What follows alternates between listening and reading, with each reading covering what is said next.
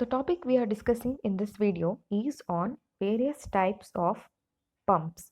Okay, as we know, the pumps are very basic machines that we use it in a daily life, generally in the houses for the purpose of lifting the water from various depths to the required height. And in case of the industries and other sectors like hydraulic sectors, it will be used for just transferring the water from one height to the another height, just like we do it in a treatment plant, or else in various hydraulic machines also this is needed in order to pump the water under the required pressure. So this is the operation for which we will be using the pumps. Without pumps, the daily life will not be easy. So we are all very much dependent on the pumps in order to pressurize the water and also to lift the water from various depths. Just like for the from the bore well, we will be lifting the water. In order to lift the water from the bore well from the various depths, like in a feet of depths, we definitely need a pumps. That is the purpose and requirement of the pumps that we are dependent on our daily life. Now let us understand various types operation of the pumps. As for its definition is concerned, a pumps can be defined as water pumps are the devices designed to convert mechanical energy to hydraulic energy. Here we are specifying the word water pumps. Why? Because in this particular chapter we will be discussing on the pumps which are used to transfer the water. But even other types of the pumps are also available. We will be just understanding the different types of that pumps also. And why they are used? They are used to move water from lower points to higher points with a required discharge and the pressure head. This is the definition that we use it for understanding the meaning of the pumps. Under the topic of pumps, first let us understand necessity of pumps. Or the question we have to understand is why we have to use the pumps. The basic operation, that is the first point we are considering, that is to lift the raw water from the source of supply.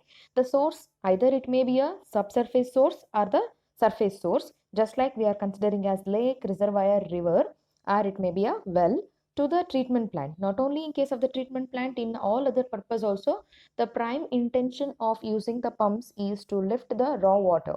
So in this particular point, we are considering it, the raw water is picked from the source and then it is supplied to the treatment. Next, let us check the second point. In the second point, we are considering to lift the water at the treatment plant to make flow of water between different units of treatment plant. That is, let us say about the first unit, it may be a sedimentation tank, then the water has to flow to the filtration. So in such a cases, we have to go for pumping only, because gravitational flow is not at all possible in such cases, because we will be taking up only the surface waters. So because of this condition, we have to pump the water, especially in case of the pressure filters. Particularly, we use the pumps in order to pressurize the water. And third point we are considering is to lift the treated water to the overhead tanks or the reservoirs. This is very important point, because once water is treated, that water is stored into the overhead tanks. Otherwise, we cannot achieve the gravitational flow. We choose some suitable location which is located at a higher elevation. We locate the overhead tanks at that position, and then we will be making the flow possible to the distribution under the gravity. This is possible once the rising main has to be formed by pumping the water to overhead tank. So for example, I will show it. If this is the location of the overhead tank and this is the source and the treatment plant, from here to here, definitely we have to go for pumping the water. From here to here, if houses are located, for the distribution of water, definitely we have to pump from here to here. This we call it as rising main, and then only we can achieve the gravity flow possible. In order to make it to rise to the higher elevation, we need a pump. That is the operation. And then in the next point, we are considering to boost the line pressure in the distribution network. So sometimes in case of the locations which are not possible by the supply of the gravity, in such a cases what we do is we go for pumping the water to the distribution. In such a case, sufficient pressure will be boosted so that entire area gets supplied with the water. That is also one purpose of using the pump. So the last point we are considering is to lift the water at multi-storied buildings to overhead tanks. So since in general houses we store the water in the underground sumps, and the stored water is raised to the overhead tanks located on the roof surfaces. To supply the water from the sump to the overhead tanks, it is only possible by the method of pumping. Because of this method, even the multi-storied buildings are now properly getting the supply of the water. This is possible because of the availability of the pumps. These are very primary points we are considering under the necessity of the pumps. Next, let us check the classification of the pumps. Under the classification of pumps, we have classified them first of all under the three main categories. So first category we are considering, it is based on the mechanical principle of operation, which means on what principle the pump is actually working. First one we are saying it as the displacement pumps. We are going to study it in detail. Next point we are considering is the centrifugal pump. This is a very common type of the pump that we use it in daily life as well as in industrial sectors. Next we are considering is airlift pumps, and the last one is miscellaneous pumps. This includes all other types of the pumps that comes under this category. Next we are considering the second category. Under the second category, it is based on type of the power required. It's very simple. Which type of the power is used to drive the pump? Based on this, we have classified it as steam engine pumps, diesel engine pumps, and the electrically driven pumps. There are three categories. This is very simple because the name itself is suggesting us how the engine of the pump is running by making use of the fuel. And the third category we are considering is based on type of the service called for, which means either it is a low lift pump. Low lift pump is the work done by the pump is very low, which means from the lower heights it has to lift the water. And the contrast to this, next we have a high lift pumps. When we have to lift the water from very much of depths, then we call it as a high lift pumps. Next is the deep well pumps. This is a case it is used for the wells, which are deep wells. Last is a booster pumps. It will be boosting the pressure in the system, pressure in the pipes. That is why we call them as a booster pipes. This is a third category of the pumps. Next, let us check why we have to select particular type of a pump, or what are the points we will be considering whenever we are choosing a particular type of a pump. Since we have studied various categories, which pump we have to pick it up. So these following points we are considering while we are selecting some particular type of the pump. First point is the capacity of the pump. This is a very primary thing. Capacity is a must because we are investing some money towards that, so it has to serve our capacity. For example, if a multi-storied building is there which requires around 2000 liters of water per day to be stored in the overhead tank, then we have to check that much of capacity of the pump has to be brought. Next point we are considering is number of pump units required. See, sometimes around 4 HP of the pump capacity may be required. In such a cases, we may go for alternatively 2 HP pumps of number 2. So, if two numbers of such a pumps are purchased, generally we do it in cases of the treatment plants. One we can keep it as a backup, and one it will be running. Due to sometimes due to the condition of the repair and maintenance, one can be kept as a backup. So that is why we have to properly choose how many number of pump units are required. Next point we are considering is initial cost and the running cost. This is a must because the type of the pump what we are choosing, it should have a moderate initial cost, and even the running cost should be also moderate. So this is a related with the economy. That is why we have to balance the economy both during investing and also during the running. And next point we are considering is quantity of water to be pumped. So the pump what we are choosing should be capable of pumping that much of water as sufficiently we want. That is why based on that only capacity has to be chosen before finding the capacity. We have to first of all consider how much quantity of water to be pumped. These quantity of the water and capacity of the pumps are interlinked. Next point we are considering is floor space requirement. The type of pump we are choosing should be very much compact so that it can be accommodated with the less floor space area. So next is the total head. So under this point, that is total head, we are considering one word, head, and also the simple word we are saying it as a lift. So under the word total head, we are going to consider three types of the heads, which means, so whenever this is a floor area we are considering, this is the location of the pump. So this is the height from which I have to pick the water. That is, pump has to pump the water, lift the water. So this I call it as the suction head. So or else I can call it as HS, suction head. So this is the point where it has to reach, water has to reach. From here to here, it has to be some height. So this height I call it as the delivery head. So suction head and delivery head. These are the two types of the heads we are considering. Upon this, throughout the length, it will be a pipe connection from here to here, here to here. So while passing through the pipes, there will be some friction offered by the pipe material. Due to that, some loss will take place, that we call it as HL, that is head loss due to friction. This we also call it as HF, that is frictional loss. We have some formula for this for the calculation. This is about the total head. The total head we are considering will be equal to the suction head plus the delivery head plus the head loss due to the friction. These, while considering capacity of the pump, we will be, when going for the design, we will be considering the total head first. Next point is variation in the load. Variation in the load is connected with the amount of the electricity it is withdrawing. That should be sufficient to cope up with the load of the current that is available. Since in village conditions, some of the pumps cannot run because the load shedding and the supply of the power will be quite different. This should be capable of managing with that. And next is type of the drive required. So how and which type of the drive is required in order to operate with the particular type of the pump, we have to choose it properly. Next, last one is the suction and the discharge condition. So this point is related with many of the conditions, as we told suction head and delivery head. So that is the point linked with this.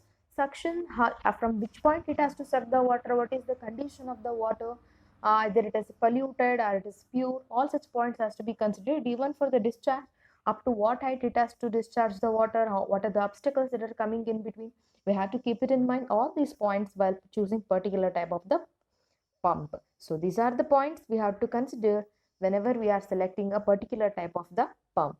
Next, let us check up the different types of the pumps. Under the different types, first we are choosing is the displacement pumps. We are studying the type of the pumps under the category or that the mechanical principle on which it is working. Under that, first we are considering is displacement pumps.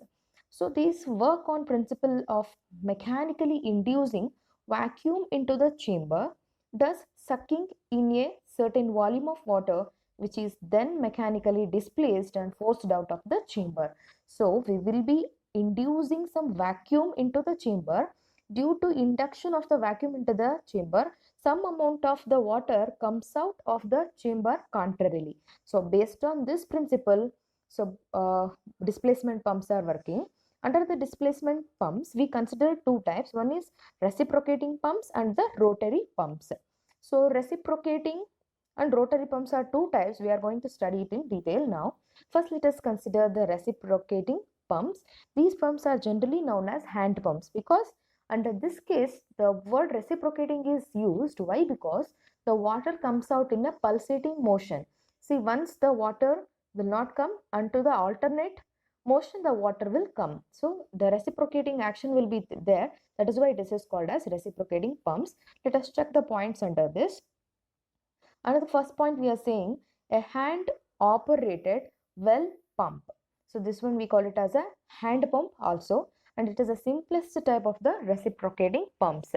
In such a pumps, basically we have a structure called piston or a plunger which reciprocates in a closed vertical chamber. This is moved up and down by the hand. Since this is a very basic form or basic type of the pumps that we use it, even in the villages this will be available. This is generally hand operated. Next point we are considering on the upstroke. So on the upstroke, when we lift the handle, a vacuum gets created in the cylinder below the piston. thereby opening the check valve V1. So we will be understanding this with the figure valve V1 at the base of the pump, thus withdrawing water into the space below the piston. Simultaneously, the water above the piston is forced out of the spout. So these things we can understand once we see the figure. See, here we can see the figure. How the operation will be carried out, we can see. First of all, let us understand the structure of this, and then we can understand its working, how it is operating. Here we can see in this figure,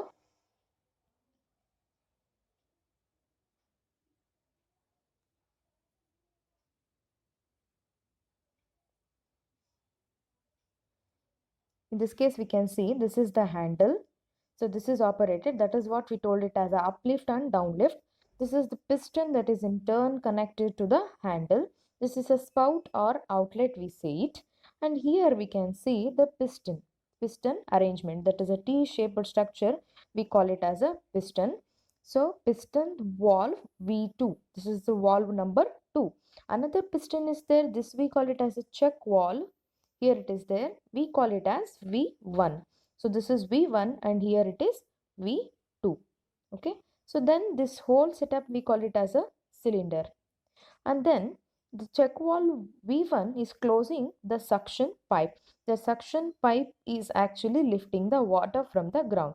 So it is connected up to water table where the water is available. So this entire setup we call it as a reciprocating pump. Here we have shown a depth of 6 meter because 6 meter and so, because these pumps cannot work for more of the depths, only suitable for the depths which are less. So first of all, let us check the operation. See, on the upstroke, which means when the handle is lifted up, on the upstroke, a vacuum gets created in the cylinder. So because thereby opening the check valve V1 at the base of the pump, when vacuum is created, this check valve V1 gets up. So move up, because of that the vacuum is created. So once does withdrawing water into the space below the piston, and simultaneously the water above the piston is forced out of the spout. See, once we operate here, so when the handle is uplifted, so this valve V1 gets opened and the vacuum gets filled up in the entire cylinder. So because of the vacuum gets filled up, so when the handle comes down, automatically the vacuum gets replaced with the water, since water has came out when the when the valve V1 has opened, water gets filled up here, and due to the releasing of the vacuum, along with the vacuum, water is carried away and it comes out of the spout. This is the idea in which, are the principle in which this kind of the pumps are working.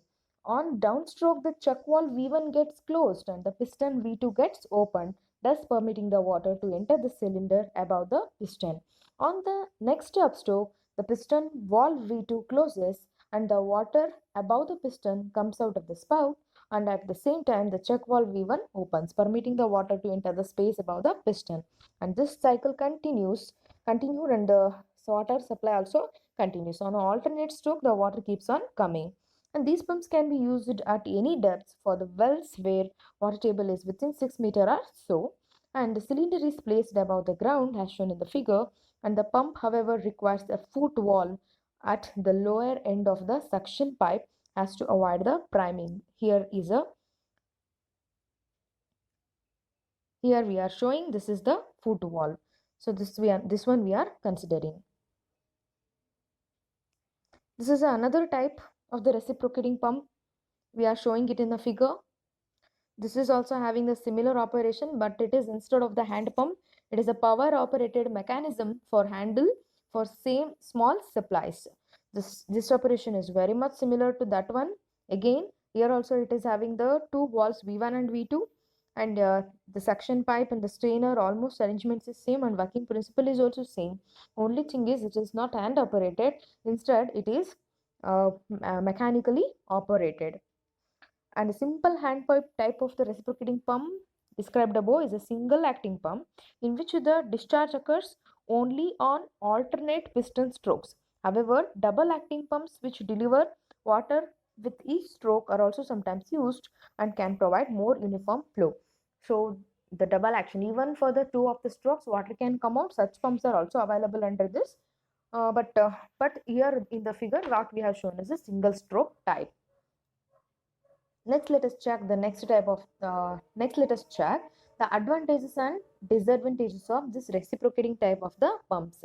Under the advantages, first one we are considering, it is very useful for very high but variable heads, which means very useful for very high but variable heads. Variable heads means either it may be the heights of the water that is available, means water table that is coming out is quite different. In such a cases also it is very useful, and also variations are there, it is capable of coping up with that variation.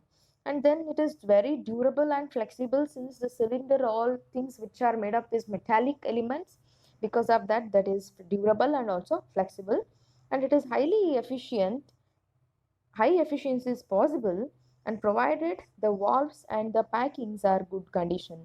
So this point we have to consider during the initial installation only. All the valves we are considering and the entire packing should be good, then we can say this is highly efficient. And next, under the disadvantages we are considering, initial cost of installation is high, has 4 times that of the centrifugal pump. Since the entire body is generally the metallic unit, the initial cost is quite high when we compare with the centrifugal pump, which are very compact. Under the second point we are considering, it occupies large space, 6 to 8 times the space required for the horizontal centrifugal pumps. Because of that, the space area which is occupied by this type of the pump is quite high. Next, it needs a skilled supervision during operations. Quite skilled supervision is required when it comes for the repairs, or otherwise even the normal people can also operate it. Next, when unfit for lifting turbid waters. So turbid waters, which means highly polluted waters such as in open sources like rivers and lakes, this is not fit for such type of the waters, only suitable for the underground type of the waters or well waters. Next is a single acting reciprocating pumps produce pulsating flow only on a alternate source water comes. The water flow is not continuous. Lastly, the maintenance charges are quite high. If some repairs and maintenance comes, the maintenance charges are quite high with this kind of the pumps. This is all about the reciprocating type of the pumps. Next, we are considering the rotary type of the pumps. Under the figure, we have two types. We have shown it here. So in one case, we have a two cams. We call this structure as this one as cams. So in another figure, casing, discharge pipe, all the other things like discharge pipe what we are considering, and the casing, suction pipe, all are same. Only thing is here two cams are used, here two gears are used. That is the only difference. This is for the rotary pumps, because these two cams and the two gears keeps on rotating. That is why this is called as rotary pumps. In case of the rotary type of the displacement pumps, the rotary motion is used in place of the reciprocating motion.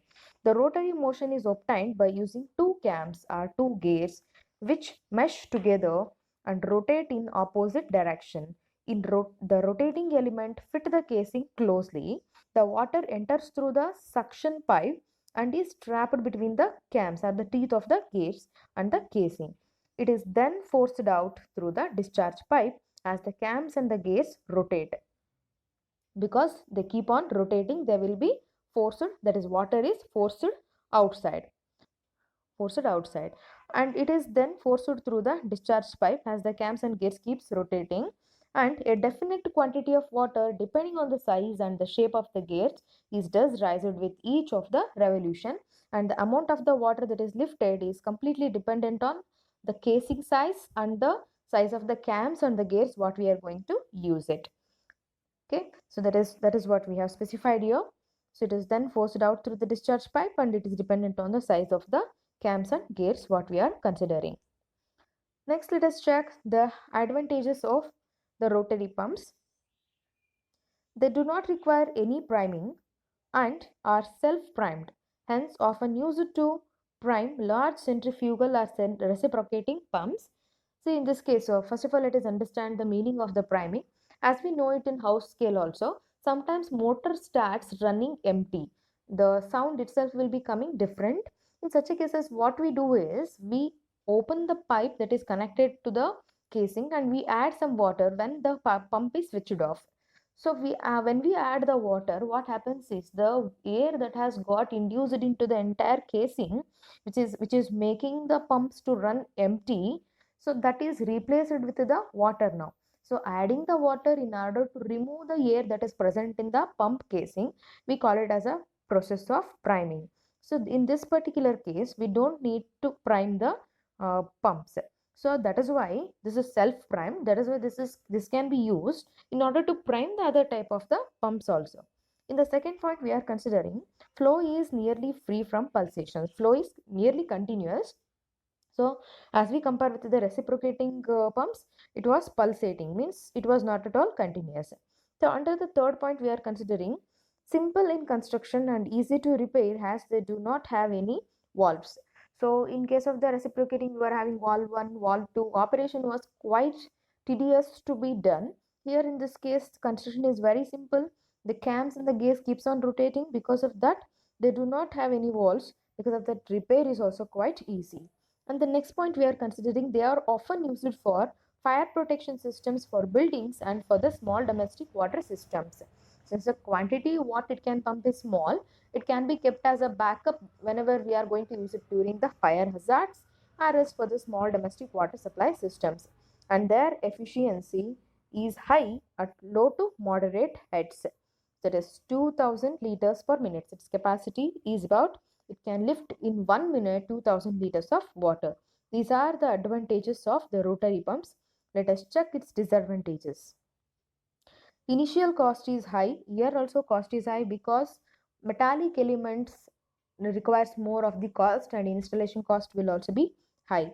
That is, cams and gears will be of a metallic structure and the entire casing is also a metallic structure, and they are not durable. Cams and gears are to be frequently replaced because of the wear and tear. They keeps on rotating in the opposite direction due to the wear and tear that takes place during the continuous operation.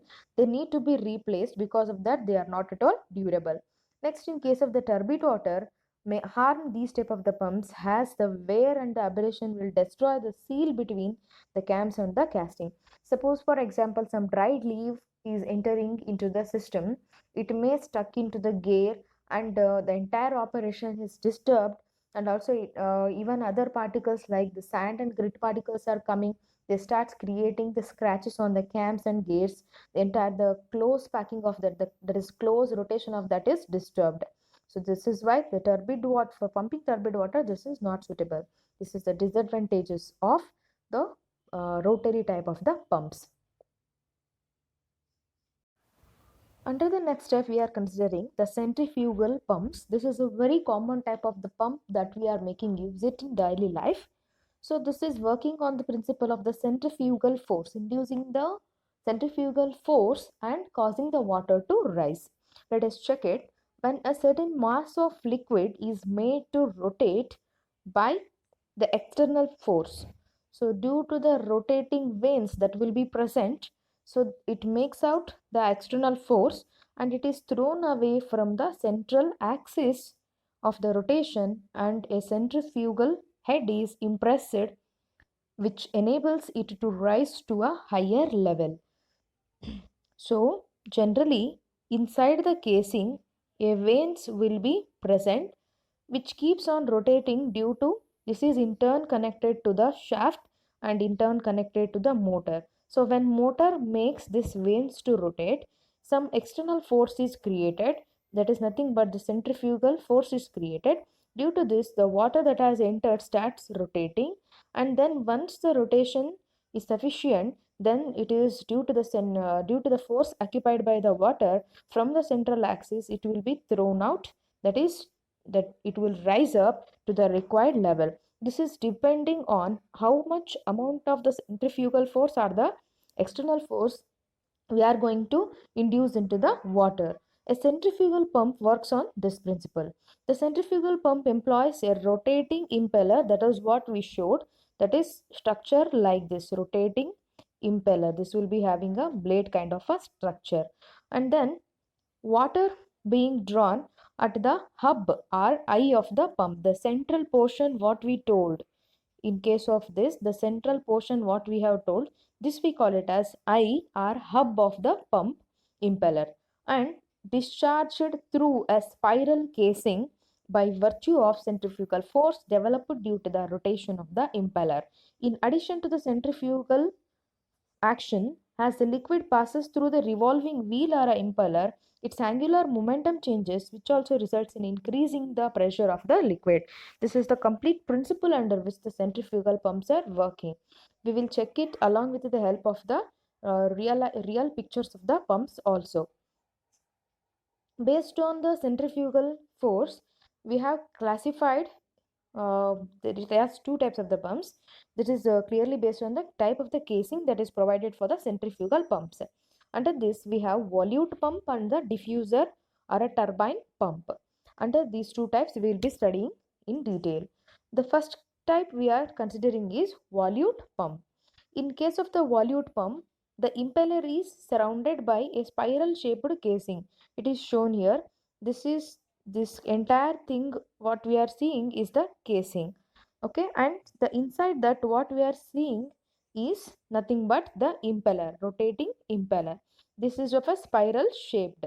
So here we can see, due to the rotation we have shown it with the arrows, water rises up. This is how it is working. This type of the casing we call it as a volute casing. The shape of the casing is such that sectional area of the flow around the periphery of the impeller gradually increases from tongue to the delivery pipe. From this point, casing is the area of the casing is completely varying. This point we are saying it as a tongue. From here to delivery pipe, the sectional area is completely different. This gradually increases from tongue to delivery pipe. In an improved version designed by J. Thomson, a circular chamber known as vortex chamber serves the dual purpose of reducing the velocity and increasing the efficiency of the pump by converting a large amount of kinetic energy into the pressure energy. In this also another few other types are also developed which works on the same principle. Here we can see the rotation, that is rotation motion, which we call it as kinetic energy, gets converted into the pressure energy. Once water rotates and occupies the sufficient kinetic energy, suddenly it is changed into the pressure energy, due to which it rises up. This is for the volute type of the pumps. Next we can see the diffuser or turbine type of the pump. The structure is quite similar to the previous one. Only difference is the type in which it is designed. So we can see here, let us understand how the structure is there. So here also we have a enclosed casing. Casing should always be watertight.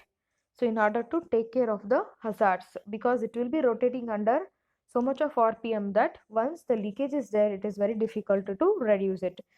Inside this we have two of the rings. One is a normal impeller.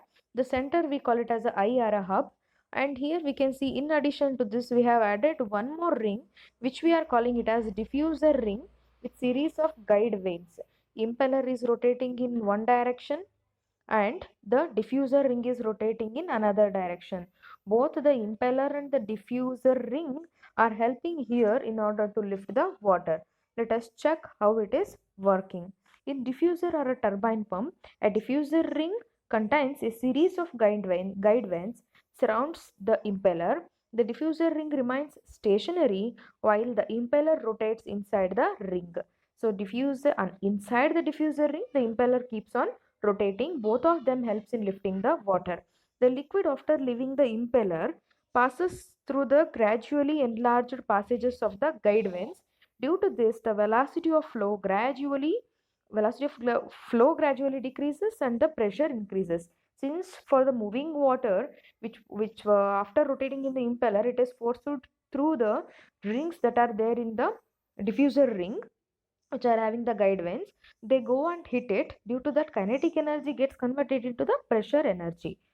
This is how the diffuser or the turbine type of the pump is working.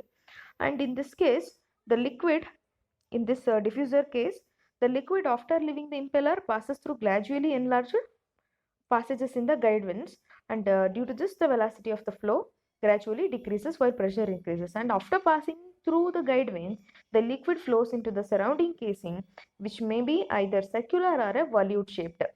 In the figure what we are seeing is the circular shaped.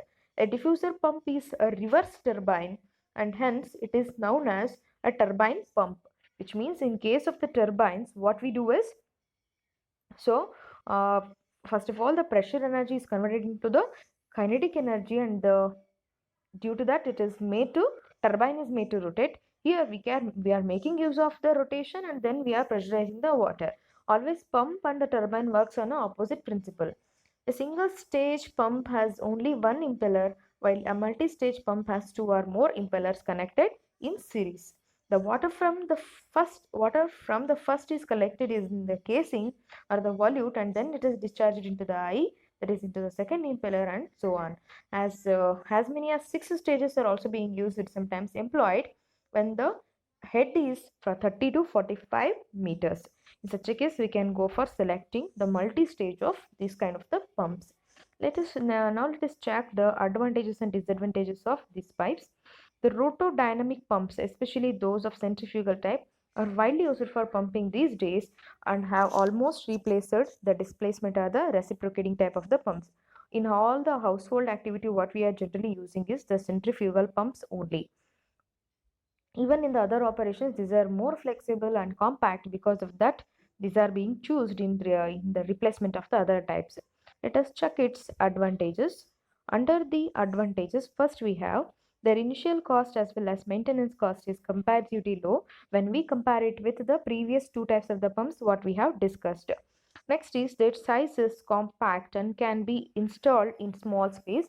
Even though they are handy also, they can be easily handled and installed in a small space. Next point we are saying is their mechanism is simple, and thus less skilled labor is required for their operations and repairs. So entire operation is fixed inside the casing. We don't need to do any operation manually. Once the repairs has to come, then we have to go for some skilled labor for the repairs. They can be operated, next point, they can be operated with high speed electric motors or gas engines or the steam turbines. Any of the source is enough in order to operate this kind of the pumps. Either it may be a gas driven engine or a steam driven engine or electric motors. Electric motors are very common.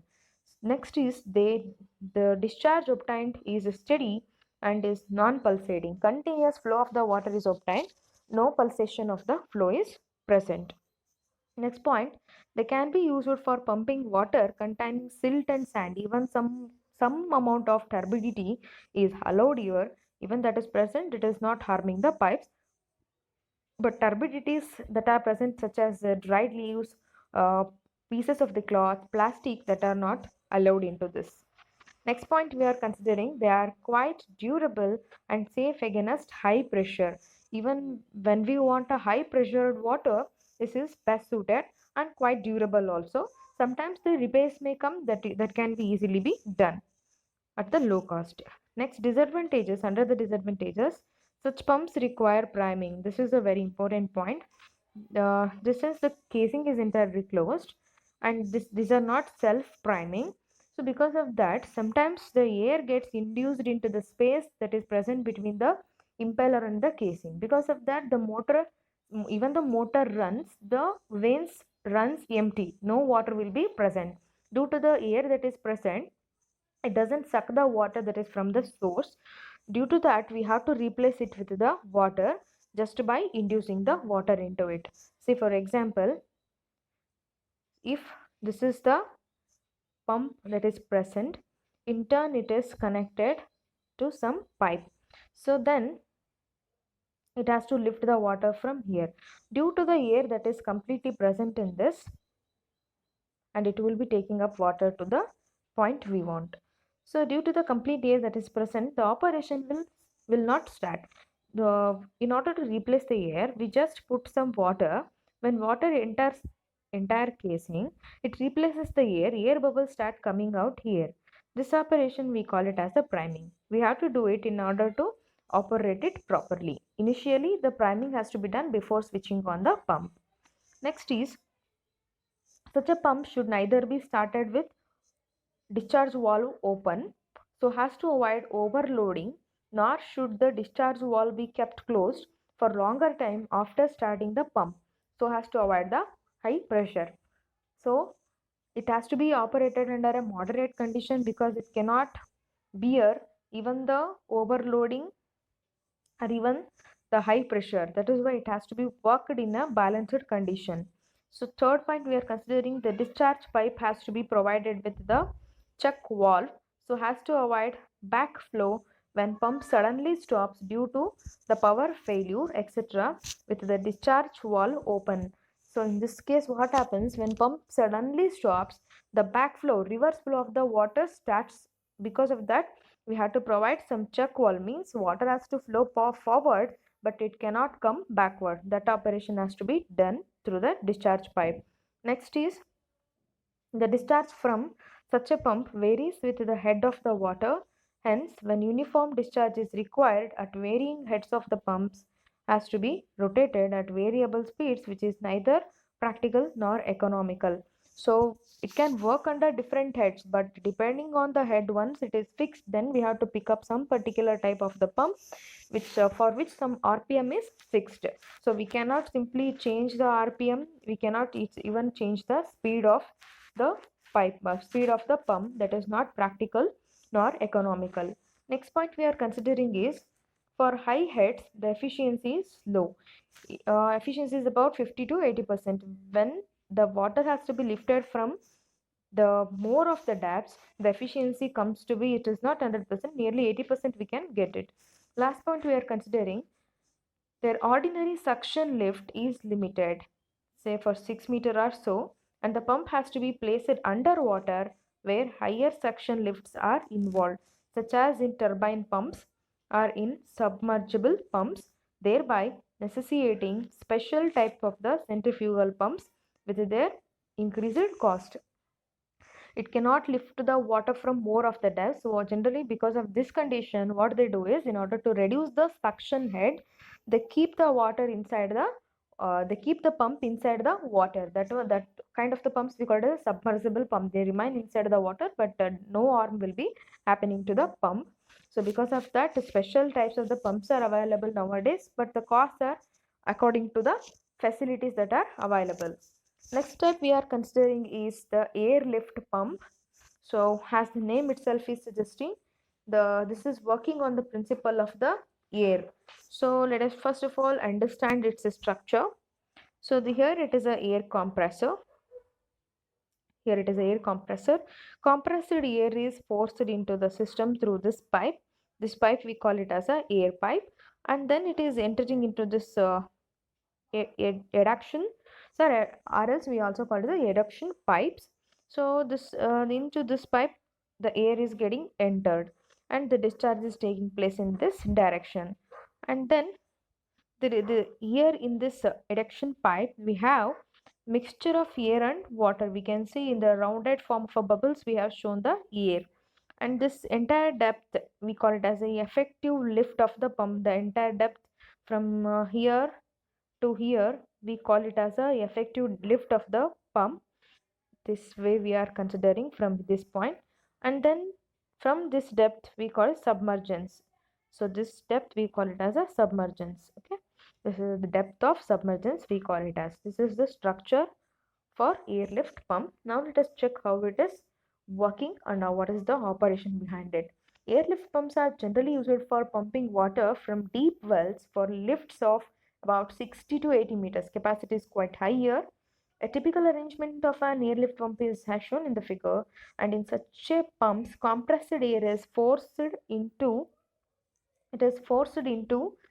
the well through a small air pipe, and then it is released through the diffuser into the adduction pipe at the bottom of the well.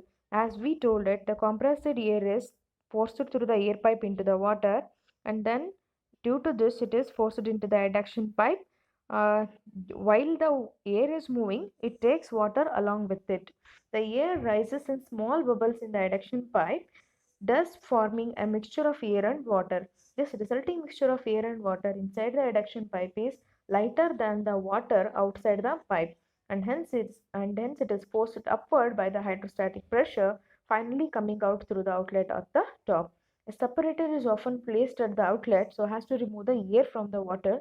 The reclaimed air is generally cooler than the atmospheric air, can be compressed more economically.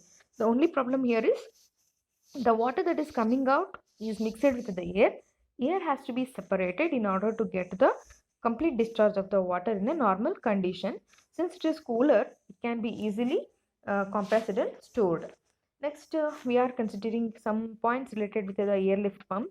This can be used for high lifts up to 150 meter, but their efficiency is generally low, lying between 25 to 50%. Efficiency is very low here, almost 50%. Effectiveness of an airlift pump is generally measured by the factor called percentage submergence, which is given by some formula.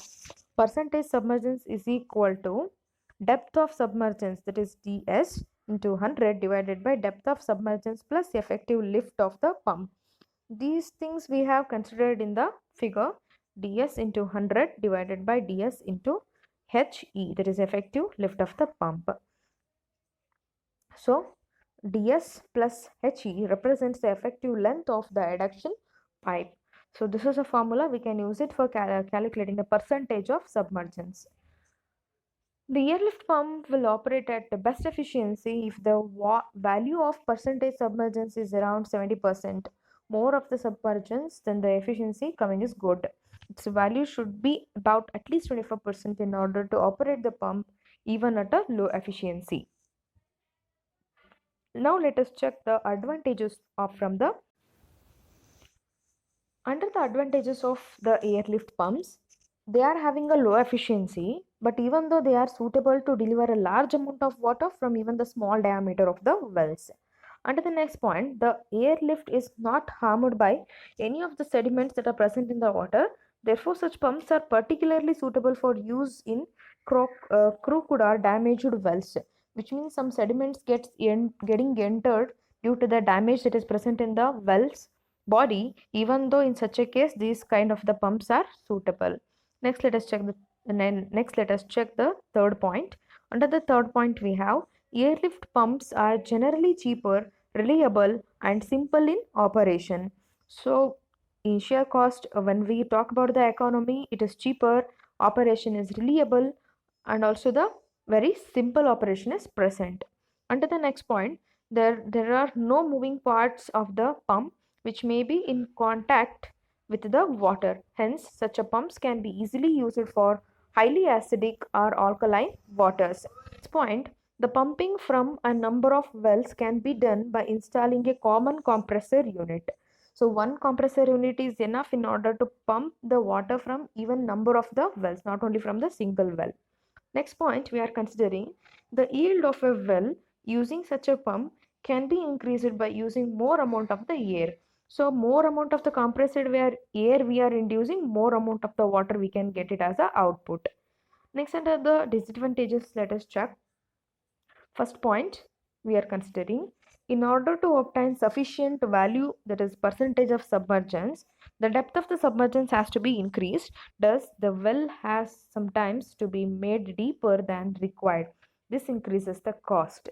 So, in order to increase the submergence rate, well depth has to be kept high. This is not at all feasible and also economical. Next is, an airlift pump is generally not adopted for rising water much above the ground level. If this is necessary, a second pump has to be installed. Only one stage of this operation by this pump is not at all enough in order to lift the water, rise the water above the ground, which is of a higher level. Next point, their efficiency is generally low. That point we already discussed. The efficiency is around less than 50% also it is coming. Under the fourth point, the flow obtained is not continuous but is intermittent. This is due to the fact that small air bubbles have a tendency to unite and large bubbles thus formed more rapidly than the rise more rapidly than the water. When the air bubbles stick together, and form a large bubbles. There is a problem. Due to this, the flow is not at all uniform. It will be of intermittent type. Under the last point, we have airlift pumps are less flexible in fulfilling varying demands, variable demands. So sometimes we require more water, sometimes we require less water.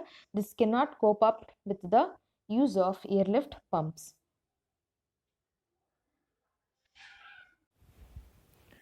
Next type of the pump we are considering is jet pumps. So these are generally used for pumping the water for small wells. They are portable and sometimes used in construction works for dewatering the trenches. Sometimes due to the rains, some trenches may get filled up with the water. That can be these pumps can be used to dewater the trenches. A typical arrangement is as shown in the figure. Let us discuss the various parts that is present in this figure. Here we can see the pipe which is called as suction pipe in this direction. So the water will move in this direction from the suction pipe. This pipe next we calling the two different pipes. One is pipe A and pipe B. So pipe B is in turn dipped in the water. Pipe A is used in order to move the compressed air or water or steam. So either it may be a compressed air or it may be the compressed water or maybe the compressed steam. So this is moved in turn with the nozzle. So there is a nozzle, that is a small opening of the pipe that is present here, and this structure which is bent it here, which call it as a throat, and this one is the discharge pipe. So this is the entire structure for the jet type of the pumps. Now let us check its operation, how the jet pumps are working. In this type of the pumps, compressed air, either it may be water or steam, does comes out through the nozzle at the high velocity. It keeps on moving at a high velocity and discharges into the throat of another pipe B as shown. This high velocity jet creates a suction action which draws the water up and the pipe B and finally discharges through the discharge end. As the compressed air moves here, it creates a vacuum. Due to this, through the suction pipe, the water along with the air, it moves out through the discharge pipe. The efficiency of such a pump is generally low, which is of around order of 25% or so. However, they are compact and light in weight, thus making them portable and easy to handle, and they can also handle sedimented water without much of the trouble because there is no moving parts that are present in this case. This is a very simple type of the pump we are considering. Next type of the pump we are considering, we call it as a hydraulic ram. This is a kind of arrangement we make it in order to lift the water. It is a hydraulic ram is a kind of pumping arrangement which does not utilize any outside power or uses a principle of water hammer pressure developed when a moving mass of the water is suddenly stopped. In a hydraulic ram, a relatively large amount of water must be available at moderate head, so has to lift a small amount of water to a higher head, and we will be understanding it with the help of the figure. So let us check how the figure is there. See, in this case, it consists of a supply pipe bringing water from the source to the valve box of the ram. So here we can see the source of supply, or it is a supply reservoir. This is a supply pipe. To this a sluice gate is provided, and then some valve box is there. In the valve box we have arrangements. This is a valve 1 and this is a valve 2. Valve 1 is connected to the pipe which is supplying the which is carrying the wastewater, and then valve 2 is connected to the air chamber and to the another pipe. As we told, the valve box contains two automatic valves, that is V1 and V2. V1 is the waste valve opening downward, and V2 is the valve opening upward above the delivery valve, that is V2. There is an air chamber to the base of which a delivery pipe is attached. Now let us check how it is working. So under the working conditions, to start with, the waste valve remains open. This one, V1, that is waste valve remains open due to its self weight. When the water flows from the source to the valve box, it goes out of the waste valve. It comes out like this and it goes out of the waste valve. As it happens, the water attains more and more velocity. Thus, finally, the net force exerted upward on the wall becomes high enough as to overcome the weight of the V1. The force exerted by the water will be enough in order to move the wall V1 to the high. So because of that force, the wall V1 gets closed. Therefore, forcing it upward and closing it automatically, as soon as the wall V1 closes, a wave of positive water hammer pressure is developed, and the high positive water hammer pressure so developed will open the wall V2. So when V1 is closed, then water hammer pressure makes the wall V2 to open, wall V2 that is present upward, and thus allowing some boosted water to pass up through the delivery pipe. So through this delivery pipe it moves out.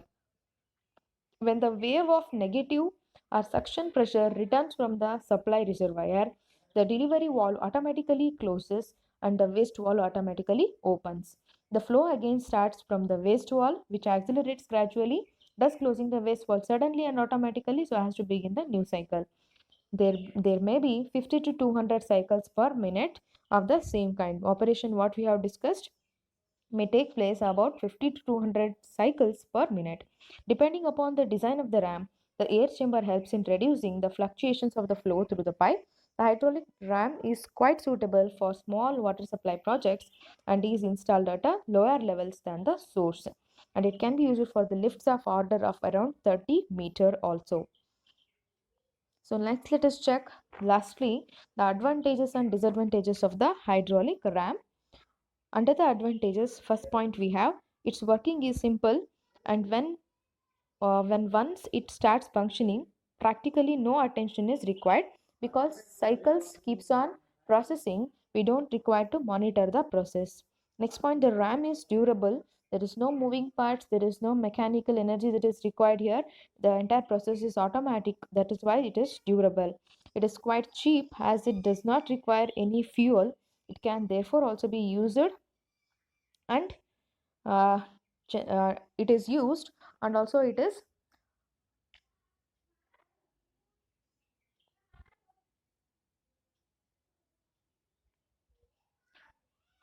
under the third point, it is cheap as it does not require any fuel. It can therefore also be used very advantageously in situations where no outside source of the power is available, usually usually the treatment plants that are located outside. They, in such a cases when no power is available in initial processes, we can go for using this kind of the hydraulic rams. Let us check the disadvantages. Under the disadvantages, considerable amount of water is wasted through a waste wall and hence cannot be installed at places where water is scarce, and because in each of the cycle water is getting wasted. The ratio of the wasted water to the pumped water may vary from 6 is to 1 or up to 2 is to 1 depending upon the supply head, the lift and the another factors.